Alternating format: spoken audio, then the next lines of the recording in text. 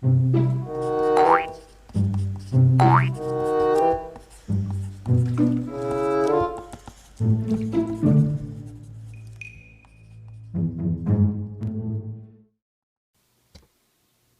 guys, what's up? How's it going? This is Easy Things to Draw. Today we're going to go over more about charcoal, and I'm going to be going over the kind of blend charcoal. That's going to be today's little mini lesson.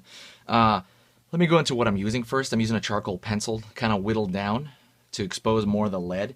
See, originally this looked like a regular pencil. It looked pretty much just like this, like a regular pencil. But I took a razor blade and then I cut this down until it looks like this.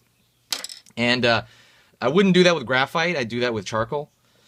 And I don't like using vine charcoal. I think it's too messy. I actually don't even think it's necessary, you know. I mean, my opinion, just an opinion. Don't want to make anybody mad.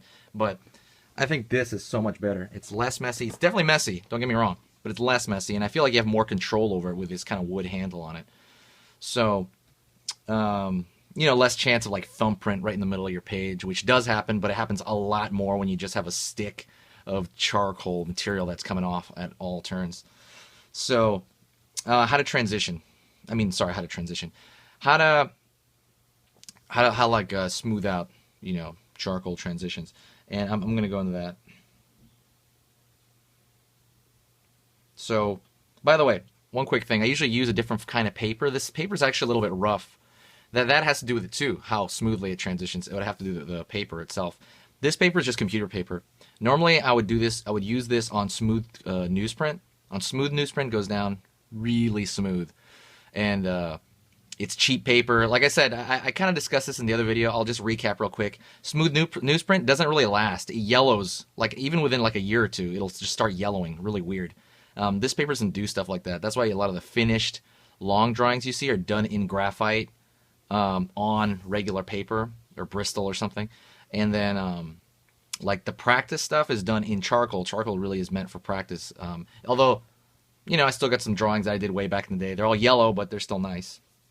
So let me talk about how to transition. You can do a couple of methods. One method that I learned that I never really, and I'm going to just show it to you. I never worked for me, but if you guys like it, that's cool. It's a value scale, and they teach you how to do this like in every art class. You know, where you kind of do these like you're going to Home Depot and you get the colors, the value scale. Basically, you start with like a really dark on this side. I'm not even gonna like even it out, but start with a dark on that side, and you have a white on this side, and then you have to fill in the ones, the values in between. You know, like let's say I'll try to make this a little less, but it's got to be a little bit closer, something like that maybe. Go a little bit less,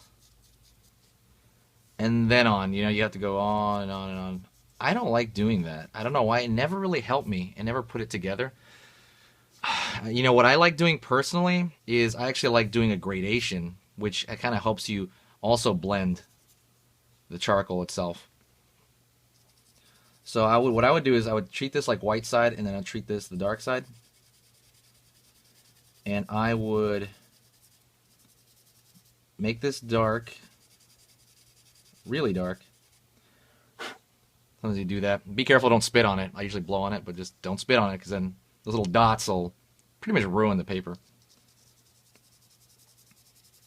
And then I'll slowly transition. I'll gradate it into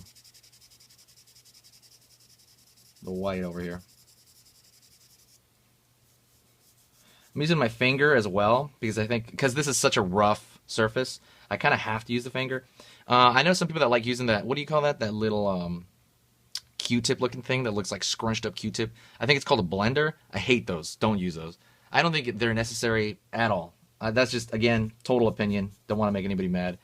I think they're a waste of money, and I think they look too, when you smooth stuff with that thing, it looks too smooth, if that makes any sense. It looks like a person that's made of like glass or something. It looks really bizarre. I just really don't like it. I just use my finger, and even not even too much, because it'll get that same glassy look. Let's see, kind of smooths it out a little bit. The way I use it is I kind of go over it a little bit if I want to gradate something. Go over with my finger a tiny bit, then go over it again. Finger a little bit. And it's weird. It starts building up. You know, you can't really see it in the beginning, the first few times, but it does work. It really does. It smooths it out, kind of like it kind of gets in those little crevices, and then you kind of go over it again. So it has a little bit more of a natural look. You know what I mean? So it's not too rough. So I like doing that. There's really two things that I think really influence this. Obviously, it's within dexterity. I always say dexterity. I use that word a lot. Dexterity meaning the motion of your hand. You know, the control that you have over your hand. And there's two things within that, within dexterity, that at least especially with this, that I use all the time. One that you have to think about is, look at the way I hold my pencil, at least on a small surface like this. On a large surface, like if it was like a 18 by 24, I'd probably hold it like this and use my arm. But right now I'm doing this at a smaller scale, so I am going to use kind of like my elbow and wrist and stuff like that. And the way I hold my elbow when I'm doing something very dark is I'd actually like push. I'm holding it very tightly and pushing down on it. Not too hard because you won't snap this thing. Charcoal snaps real easy. But see, I'm holding it a little bit more firmly and even a little bit more closely. You get really dark tones, really dark values, really dark. You want really dark. If you want something light, when I hold my pencil when I do something very light, I mean if it's really light, I'll hold it I'll hold it maybe even back here sometimes, you know, and it'll be kind of lax. Like it'll kind of move around almost. This is just the way I hold it. And I'll do that. If I want something really light, and this kind of prevents, if I do this, I guess I could do the same thing with it here, but it's gonna go down too dark, honestly. The weight of my hand kind of influences it, so I don't want anything to influence it. I don't even know if you can see that. See, I do that and I keep doing that and it'll start building slowly build. Put my hand through it. Be careful and don't do that too much because the oil from your finger will get into the hand and really screw it up.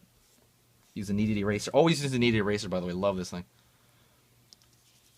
But you know, those are two giant things that I think a lot of people don't do, and it's easy, right? It's not really you.